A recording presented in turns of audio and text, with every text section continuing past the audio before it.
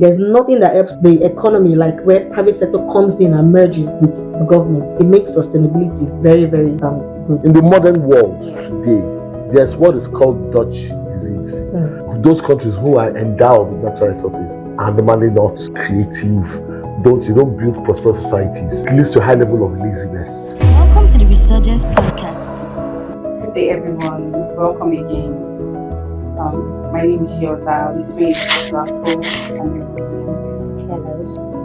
Rafo, how are you doing? Sure? Yeah, sure you're fine. I'm good. Why is there a lingering economic crisis in Nigeria? The main crux of our conversation is the economy. So the economic crisis basically is founded on indisciplined spending, and it begins from there. Look at the Prado Jeeps and everything they bought recently when our new legislators came in. Do you know that they needed to source for dollars to make those purchases? Of course. Are we not killing our naira? So one of the ways to fight this economic problem and then reduce the strain on our naira is to source for everything we need locally. Thank God we already have car manufacturing companies in Nigeria. Some are assembly plants. Innocent, for example, if our government make policies where they can use innocent vehicles or not, And GAC. yes, vehicles made in Nigeria where you don't need to source for dollars to purchase, I think the strain on the naira will reduce. And then, do you know every average woman now is an importer of China clothes, Yes. China shoes, Yes. China That's also bags. putting a strain on our They dollar. don't know that they are part of the people killing the naira and destroying the economy. But you don't blame them. I'm coming again. There's another area again, a lot of Nigerians in their eye. Mm-hmm. Nigeria is running a very awkward federal system of government. A federation simply means that the center handles defense, currency, immigration. Okay. Now, we have three lists: the responsibilities of the federal, the state, and the local. The exclusive list, mining, crude oil, many things beneath the ground, is the sole preserve of the federal government. Yeah.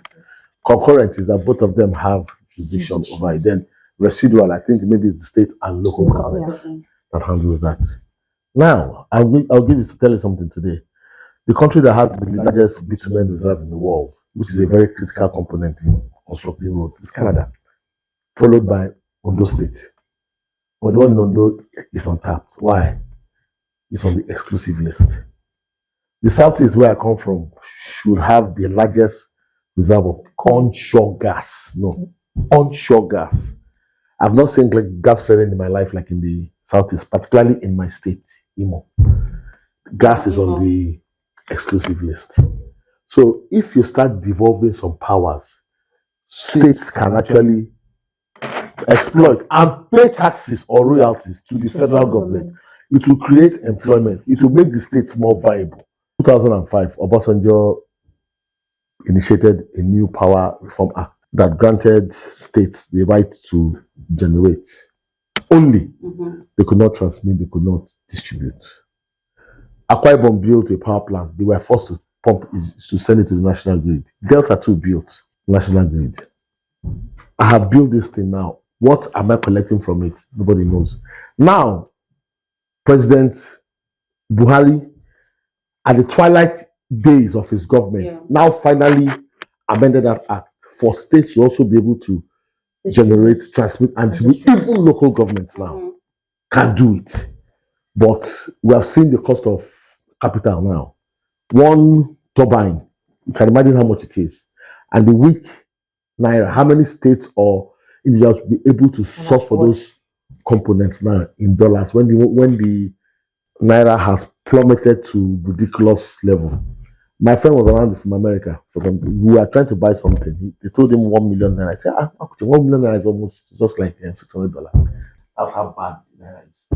See, Nigeria is having a problem of trying to stall some states that have the potential to move. But one thing I will tell you, in society, if you do that, it will also make those states who think that they are backward to also think and push. If you allow things flow. Yes. Yes. So my input to that would be that There's been conversations about reducing the powers of the federal government and then whittling down some of them, and allowing states to grow at their own pace. Yes.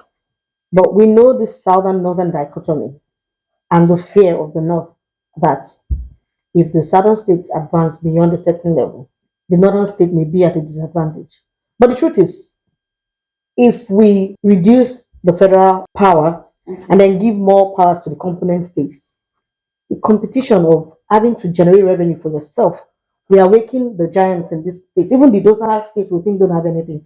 For example, whoever knew that Zamfara had a lot of mineral resources, gold. Gold is being mined there, and then the federal government, I don't know if they're looking away or it's an intentional thing, but these states have the capacity to do these things in commercial scale and then get revenue for themselves and then pay royalty to the federal government. If you notice, after the power was allowed for states to generate, transmit, and then distribute, but private individuals came into the business. Yeah.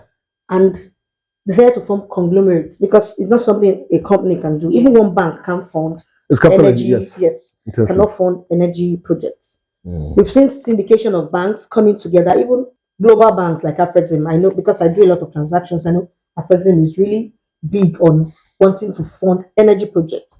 If you notice the transition, Total now call themselves Total Energies. They are looking into electricity, renewable energy, and all of solar. That.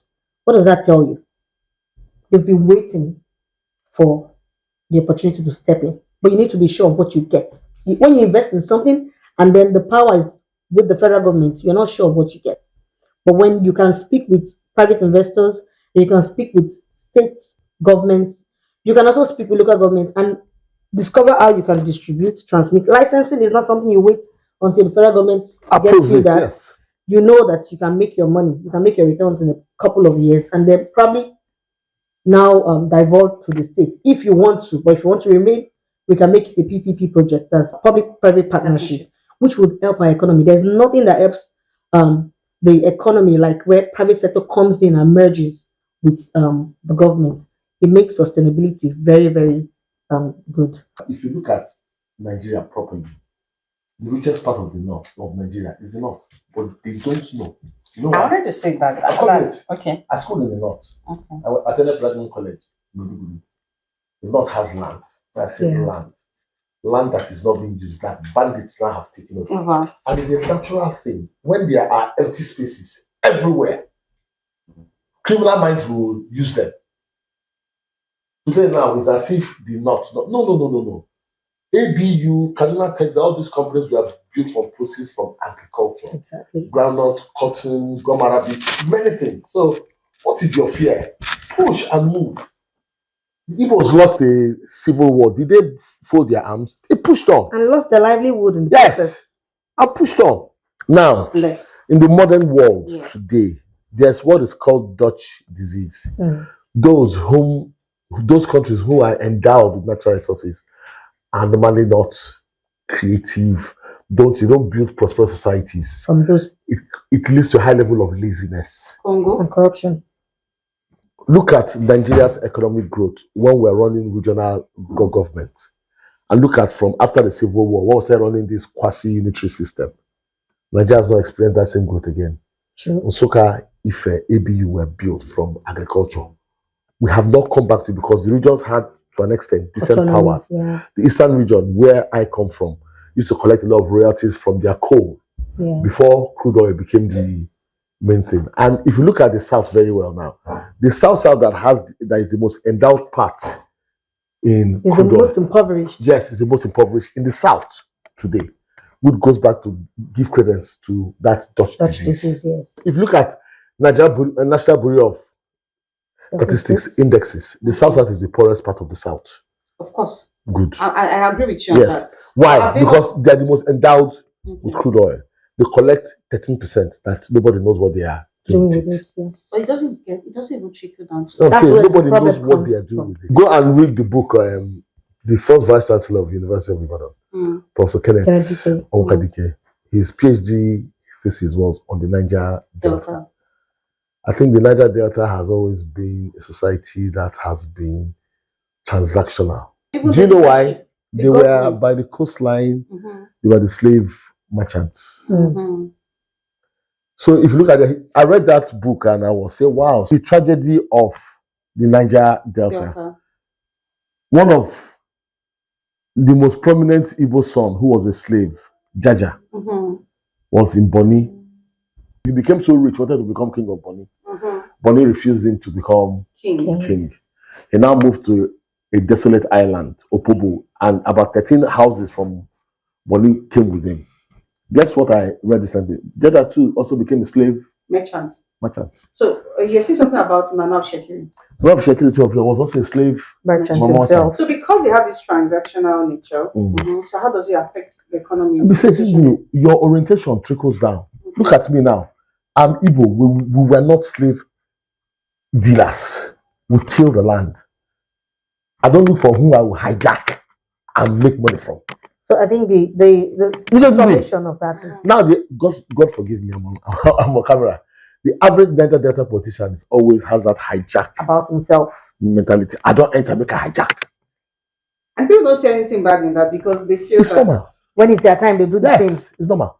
Okay, but so the tragedy of everything, that might never be their time. Yes. So that individual thinking has ruined the prospects and the prosperity. I will tell you something now. When I was growing up, my village school, primary school, was built by my community.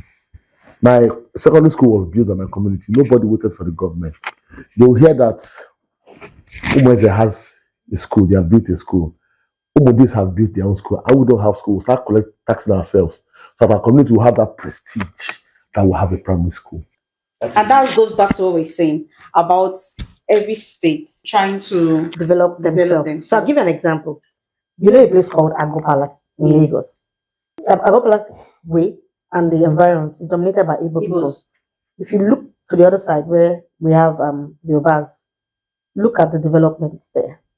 So Okota area of it, where they have more of the Yoruba people, you'll see that Igbo people have this penchant to develop where they stay. They don't want to wait for government. True. You know why that is? So when you look for comfort and you can't find it from the government, you turn to yourself. So you are your own local government. You become your own security CSO. You become your water resources corporation. You become your Ikeja DC or whatever. You become your own road construction worker. When my parents built their house, they live among Yoruba people. And before my father really fell sick, he galvanized people together and they started paying development fee. But it took so much to even get people to bring out money. Now he cannot pursue the course again, and development has stalled. I used to tell him, I said, if you build around Igbo people, oh my goodness, you won't be in this situation. And then by now, this place will be small London. If you now trickle down government to the local government, from the local to state, and you give them that autonomy, I hope that this local government autonomy that we now have will work. But if it does work, you will see that governance actually begins from bottom upward, not upward downward. If it's not saying that every state has their own autonomy to do whatever, do you think it will work? It might work in the instance because we're still in the let me tell you something. There's a lot. But will it work in other It will work because competition will make other people want to do better. One of my most illuminating conversations was with a retired executive director in NEPA. My ex-girlfriend who lives in America, her daughter was in school here. So when each time she's coming back from America, I pick her and drop her at her uncle's house in Lekki. That's the retired executive director. So one evening, the man sat me down and asked me, what do I feel about Nnamdi Kanu? I condemned Nnamdi Kanu. Do you know why? I told him that the way he talks, that it is endangering the Igbos' lives who live outside. You are busy abusing other ethnic groups on social media. You don't know that one Yoruba man now will listen to what he said and see me and hit me. He said that the Igbos, that when he was a little boy, his father had a lot of wives and children. The yield from the soil could not sustain them. So they started going as far as Eche. I don't know whether you know where Eche is. Equity land. To higher land. And when they harvest, they share the proceeds with the land owners and come back to feed the home front. So the Igbos are not the people that are... The Igbo man is not smarter than any other person. But he's the ethnic group that maybe doesn't have all the advantages other ethnic groups have. So it makes them creative. There's nobody that is smart. What made the Jews smart today is that they didn't have all these advantages. They had to think out of the box. What of the United Kingdom? Today now, they are crying that the Asians have taken over their land. Why? And another thing again, there's another thing again I want people to know. If your village develops or becomes attractive, a lot of strangers will come in. Investment will come. You will sell land. As you're selling that land and collect that money, you're also losing grip on the political authority in that place. Exactly. Now, I'll give you an example. Aba has 2 local governments. Aba North, Aba South. The Aba is owned by the Ngwa people, but no Ngwa man can become chairman of Aba North or Aba South. Why? The strangers are more than them. Likewise in Owerri. Yes. Likewise in Onitsha. Even if you take your mind back to the Just Crisis, you grew up in the North, right? No, I schooled in the North. Okay. You would know that the reason why they had that Just Crisis was because strangers, or let me call them migrants, took over the main Just Township. Yes. The indigenous lost grip. Yes. And then those strangers became the political leaders. Yes. When the indigenous woke up, it was too late. So they had to start killing and maiming just to try and get power back. But let's not forget what we're discussing, economic action. I think mindful spending by our government should be the starting point. And then economic policies that would really affect the common man. For example, I understand that we are following IMF rules by removing subsidy from energy. But that doesn't mean you can't subsidize other things. What are the things that will affect the common man? Like you said, in America, they subsidize agriculture. Heavily. Food is the cheapest thing. And you can be broke and not have a house, but you will have it. So what are they subsidizing in Nigeria? What is they subsidizing? That's what I came back to. That. What's our GDP? We have a population of 200 and something million people. I that our GDP is about 450 billion a year. Divided among 220 people. We're a poor nation. Yeah. That's a fact. Forget anything. We have oil. No. Visa. So because we're a poor nation. Now you are importing virtually everything you can think about. This TV, they have demystified it. The technology behind it is simple. It's just simple. We don't have one TV plant in Nigeria working. And these are things we spend money on annually. I don't know whether we are started making phones in Nigeria. These are things we spend money on. Clothing. The only people that are showing a sign that at least that we can still clothe ourselves are the Igbo traders in Aba. Unfortunately for us, most of what they produce, they export to other West African countries. They don't sell it here in Nigeria. Because another Nigeria won't wear. Yes, they don't. I appreciate the fact that these guys are doing something. Yes. And I don't see what is wrong in Nigerians wearing armed clothes. Look at the tag and buy it. And so what? They prefer Chinese people know where their own products. They prefer buying, bend down select than wearing Abba. So we don't digress too much. So we agree that right now there's nothing the government is subsidizing in Nigeria. Nothing. And because there's virtually nothing they can subsidize. Yeah, because like you said, we are a poor we're a poor country. Downside to all of this, we have a health crisis situation. Nigerians are not eating well. See, there's a template. There's a template the Western world used. It was propounded by Plato in Greece those days. That's the template the Western world used to prepare themselves to where they are. Yeah. I've seen that same template used in a country that moved from third world to first world, Singapore. The template is philosopher king. Men that are imbued with intellect should run society. Exactly. To weld a multi-ethnic nation to think like one people is a job of intellect. Go and read from third world to first world. You understand what it takes to build a multi-ethnic nation. Nigeria has not started electing the right kind of people. I mean, when I say top-notch thinkers. Sorry to say it. The man that turned Turkey into what it is, Kemal Atatürk, was a soldier, but he was highly intellectually inclined. So, have you seen we've not had any leader? The closest we've had. No, Obasanjo was the closest we had. He's the only Nigerian head of state that has written books upon books. So he's intellectually inclined. He likes book. For our present president, Tinubu, while he was governor of Lagos State, did he Did they seem to tilt in that? I was going to come to that. Tinubu, well, prides himself as somebody who is an intellectual and then thinks of the people. But because of the populist kind of politics he plays, he cannot be a philosopher king like my co-host has said. Because the truth is, he's more interested in keeping people loyal than doing the right thing. The few people loyal to the detriment of the masses than doing the right thing. So when you have people that you want to keep loyal, you have a populist idea, not general populist idea, but a few set of people, and then you endow those ones because you want them to remain loyal to you. You will crush the common goal. Nigeria in the past 8 years was that President Muhammadu Buhari sacrificed merit for loyalty. Exactly. That's what happened. See, Nigeria is blessed. You see, if it is manpower, the president of the Afro-Exim Bank in Cairo is from Nigeria, Professor Benedict Orama. The president of the African Development Bank, Dr. Kim Adesina, from Nigeria. These are people that go to the international and compete and excel. Why can't they? So why can't we find such people to lead Nigeria? Exactly. That is the issue. Tribalism, stupidity, biases.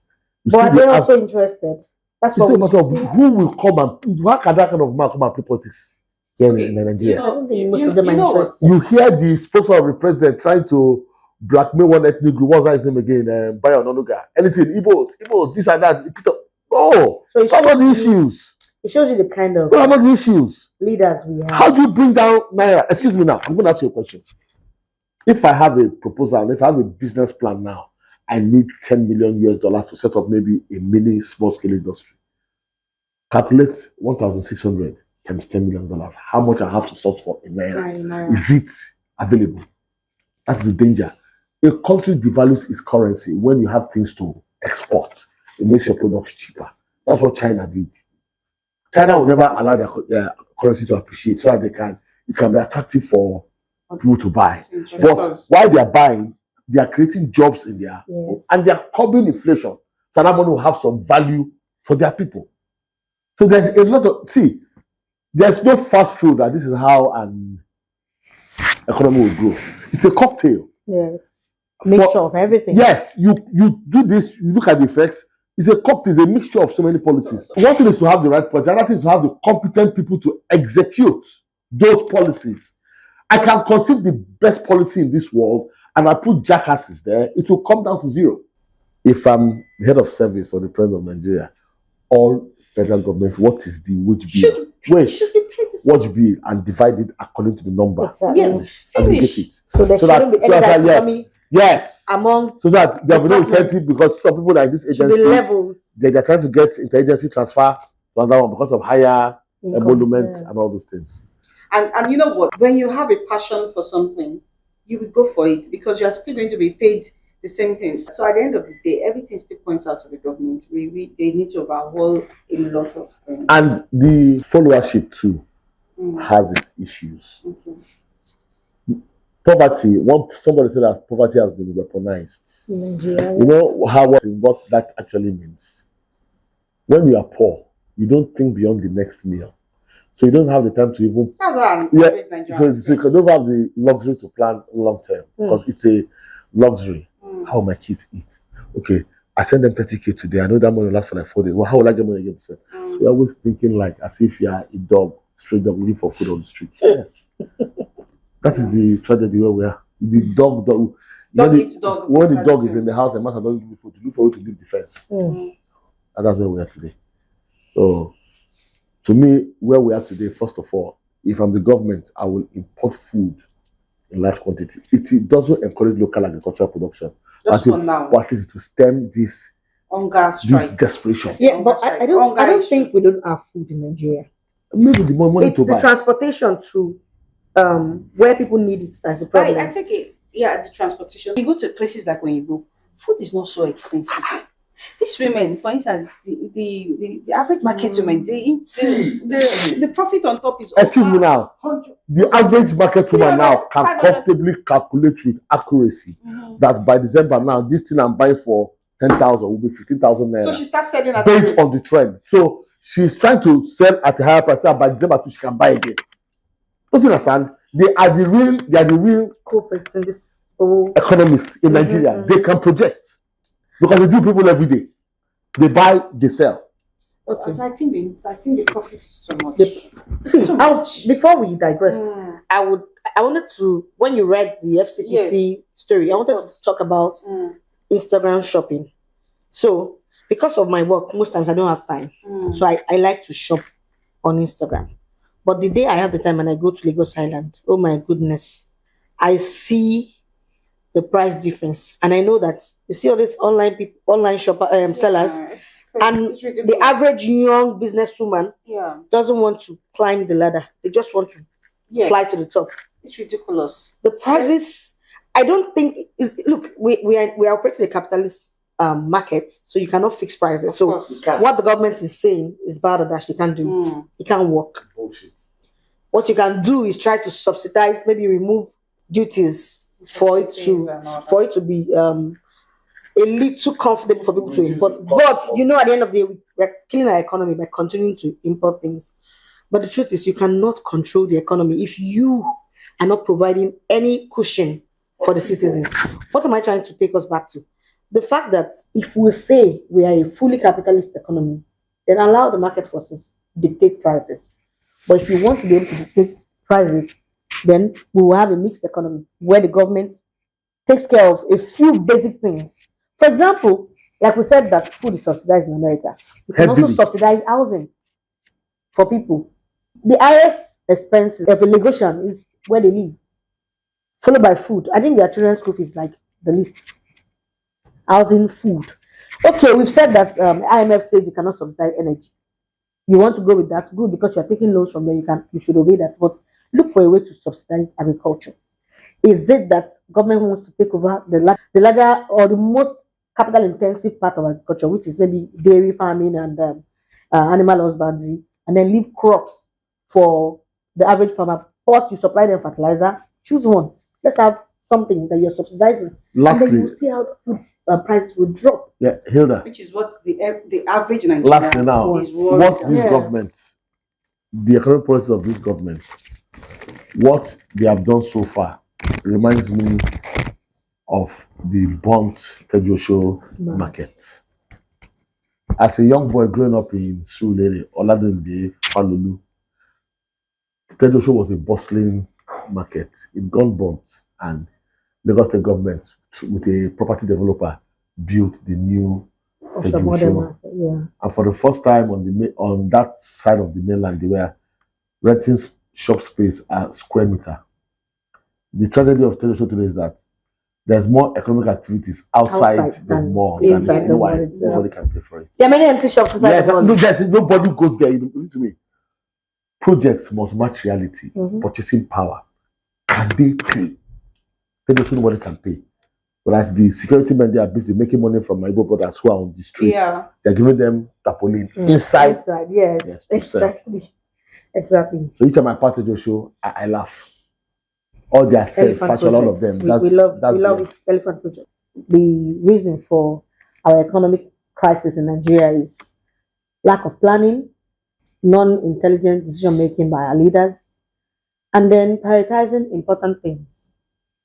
So, if we prioritize the fact that the average Nigerian must feel the effect of any policy we are making for us to adjudge those policies as populist, then I think our leaders will know how to choose and decide on what they want to do for the betterment of the citizenry. Thank you.